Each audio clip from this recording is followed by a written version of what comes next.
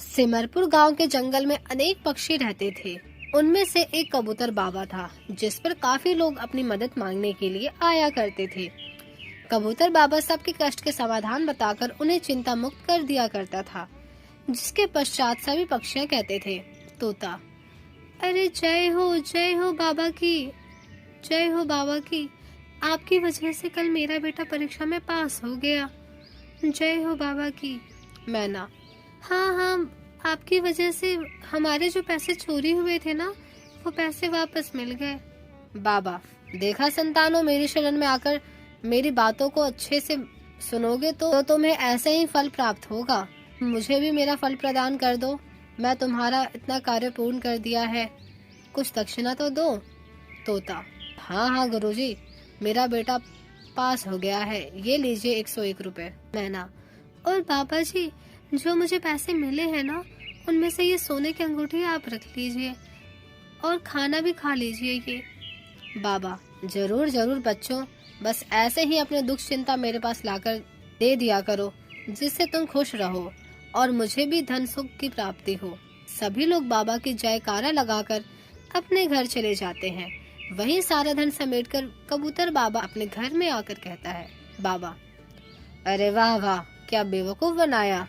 इनकी आंखों पर पट्टी बंधी है अंधविश्वास की। इंसान तो इंसान, ये चिड़िया तोते भी पागल हैं। अरे भला मैं इसके बच्चे को कैसे पास करा दूंगा, और मैं क्यों उस मैना की चोरी का सामान ढूंढने जाऊंगा। बेवकूफ। खैर मुझे क्या, अब ये सोने की अंगूठी मेरी, और मैं गाऊंगा, पैसा ही पैसा, चिक चिक पैसा ही पैसा। तभी रानी वहाँ से गुजर रही थी। जहाँ ये लालची कबूतर बाबा पैसे गिन रहा था, वहीं दूसरी ओर रेखा बहुत परेशान थी। कुछ दिनों से तूफान में उसका घर उजड़ गया था। अब उस पर ना पैसे थे और ना घर। वो और उसका पति सड़क पर आ गए थे। तभी रानी चिड़िया वहाँ से गुजर रही थी कि उसे परेशान देखकर कहती है, तोता, अरे तू इतनी परेशान क्यों है रेखा। रेखा, क्या बताऊं दीदी, कुछ दिन पहले मेरा घर टूट गया। अब कहाँ जाऊं समझ नहीं आ रहा। घर बनाने के लिए इतने पैसे नहीं और ना इतना आसान होता है, कैसे बनेगा भला। तोता, तेरे समाधान का एक हल है, और वो है कबूतर बाबा बरगद के पेड़ के नीचे बैठते हैं। वहीं जाकर उनसे अपनी परेशानी बता, फिर देख तेरी सारी परेशानी खत्म कर देंगे। रेखा, क्या सच में? कोई बाबा परेशानी को कैसे खत्म कर सकता है? क्या वो हमें एक नया घर देंगे? तोता, अरे तू उनके पास एक बार जा तो, तेरा काम बन जाएगा। रेखा, ठीक है। अगले दिन रेखा चिड़िया लालची कबूतर बाबा के आश्रम में चली जाती है, जहाँ अभी लोग आए नहीं थे, और वो अपने सेवक से बात कर रहा था। सेवक, कबूतर बाबा, हमारे आसपास के पक्षी कितने बेवकूफ है ना, बिल्कुल भी नहीं समझते कितना अंधविश्वास है उन्हें इस चीज का कि प्रसाद खाते ही सब कुछ ठीक हो जाएगा। हा। बाबा, सही बोल रहे हो तुम राजू, पागल है सारे के सारे पक्षी। हमें क्या, हमारे लिए तो अच्छा ही है, हमारे पास फ्री के पैसे आ रहे हैं, इन्हें ऐसे ही हम अंधविश्वास करने दो। हा। चलो बाहर, मेरे बाबा बनने का समय हो गया है। सेवक और लालची बाबा की सारी बात सुनते वक्त रेखा चिड़िया उसे रिकॉर्ड कर लेती है और कहती है, रेखा, अच्छा हुआ जो मैंने ये सब रिकॉर्ड कर लिया। शक तो मुझे पहले से ही था, लेकिन अब सबूत भी मिल गया। सारे पक्षी के सामने इसकी पोल पट्टी अब मैं खोलूंगी। लालची बाबा फिर से लोगों के सामने कल्याण करने का ढोंग रचता है और कहता है, बाबा, और बच्चों आगे आओ, तुम्हारा समाधान करूं मैं। कौवी, बाबा, मेरे पति का एक्सीडेंट हो गया है। डॉक्टर ने बोला कि वो फिर से कभी उड़ नहीं पाएंगे। आप उनके लिए समाधान कर दीजिए।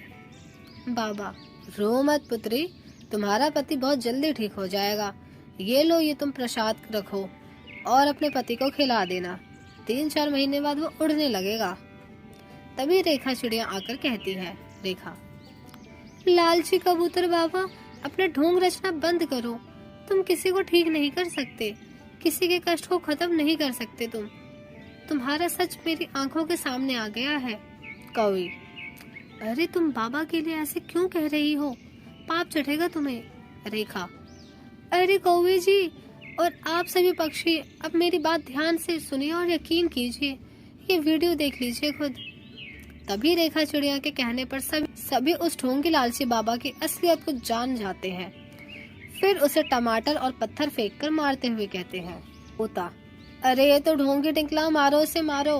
कौवी, अच्छा हुआ बहन जी जो आपने हमारी आंखें खोल दी, हमें कभी न कभी ढोंगी बाबा पर विश्वास नहीं करना चाहिए। रेखा, बिल्कुल ठीक समझे, अगर ऊपर वाले ने हमें सोच दी है तो दाना भी वही देगा, इसलिए ऐसी परिस्थिति में किसी पर भरोसा न करना।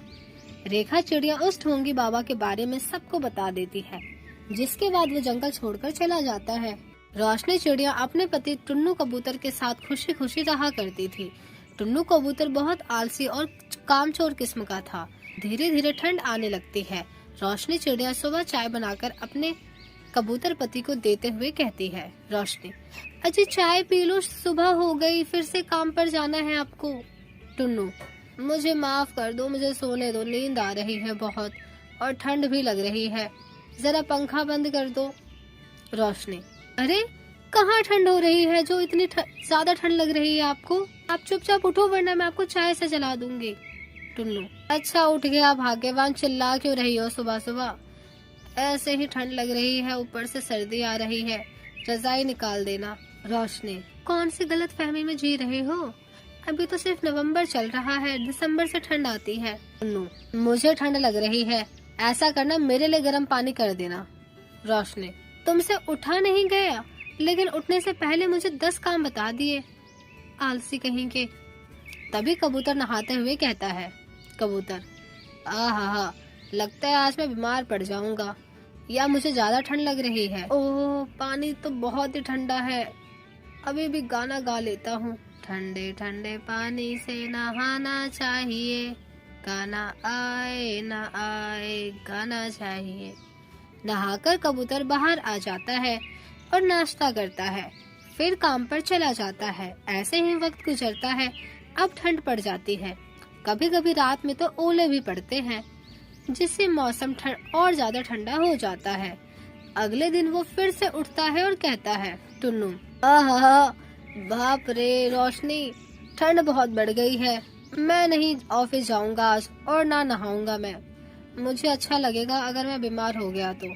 रोशनी, ये आप कैसी बच्चों जैसी बातें कर रहे हैं, नहाने से बीमार क्यों पड़ेंगे, जाइए और नहाइए। रोशनी चिड़िया अपने पति को आंखों से डराती है। उसके डर से ही टुन्नू बाथरूम में नहाने के लिए पहुंच जाता है और कहता है, टुन्नू, मैं यहाँ आ तो गया, लेकिन अब नहाऊं कैसे?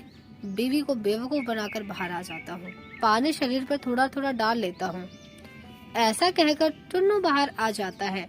तभी रोशनी चिड़िया कौवे को ऐसे देखकर कहती है, रोशनी, मुझे आप नहाए हुए तो नहीं लग रहे हो, सिर भी सूखा है, नहीं नहाना ना, इसका मतलब आपको मुझे बेवकूफ बनाने की कोशिश कर रहे हो। अभी बताती हूँ। कौवा, अरे क्या हो गया तुम्हें, क्यों मुझे ठंडे में मारने की कोशिश कर रही हो नहलाकर? रोशनी, तुम्हारे बहुत ड्रामे हो गए हैं, 4 दिन से तो तुम नहाए नहीं हो, बदबू आने लगी है तुमसे। कौवा, क्या सच में? ऐसा कहकर टुन्नू कौवा खुद को सूंघने लगता है। टुन्नू, अरे बाप रे बाप, सच में बहुत बदबू आ रही है, लेकिन इसका भी मैं जुगाड़ कर लूंगा परफ्यूम लगाकर, पर नहाऊंगा नहीं इस ठंडे में। रोशनी, सूंघकर सोच कह रहे हो, नहाओ जाकर। टुन्नू, नहाता हूँ, तुम तो हाथ धोकर पीछे पड़ गई हो मुझे नहलाने के लिए। रोशनी, ये रहा तुम्हारा गर्म पानी और नहाओ, मैं बाथरूम के बाहर ही खड़ी हूँ, आवाज लगाकर सुनूंगी कि नहा रहे हो या नहीं। टुन्नू कबूतर रोशनी के डर से नहाकर आ जाता है और कहता है, टुन्नू, अब खुश तुम? रोशनी, ऐसे ही रोज बिना टिंटनाए ना नहा लिया करो चुपचाप, तो तुम्हारे लिए बेहतर होगा और मेरे लिए भी। नो, आज तो बाथरूम के बाहर खड़ी थी, रोज रोज तो नहीं हो पाओगी ना, कितना भी कोशिश कर लो। हाँ ठीक है, ठंड लग रही है, हीटर चला दो अब। ये सुनकर रोशनी हीटर चला देती है। ऐसे ही हफ्ता बीतता है। टुन्नू कबूतर फिर से नहीं नहाता और बाथरूम से परफ्यूम लगाकर रोज आ जाता है। जब रोशनी चिड़िया बाथरूम में नहाने जाती है तो भरा हुआ बाल्टी का पानी देखकर कहती है, रोशनी, अच्छा तो इन्होंने मुझसे झूठ बोला, अभी बताती हूँ इन्हें। ये बोलकर रोशनी एक बाल्टी ले जाती है और अपने पति के सर पर डाल देती है और चिल्लाते हुए टुन्नू कहता है, कौवा, अरे राम मर गया मैं, ठंड लग रही है मुझे। रोशनी तुम्हें पता नहीं क्यों पीछे पड़ी रहती हो, एक दिन छोड़कर एक दिन नहाऊंगा ना मैं तो क्या हो जाएगा। छू लो, पड़ गया चैन तुम्हें, लगवा दी ठंड मुझे। रोशनी, ऐसी पागल वाली बातें कर रहे हो ना, मैंने ठंड नहीं लगाई है तुम्हें, तुम्हारी हरकत की वजह से हुआ है। नहीं नहाओगे ना हमेशा तो ऐसे ही करूंगी मैं। कौवा, ठीक है नहा लूंगा अब से। अभी टुन्नू कौवा को सबक मिल जाता है और वो रोज नहाने लगता है। साथ ही रोशनी चिड़िया काढ़ा बनाकर उसे पिला देती है, जिससे वो ठीक हो जाता है।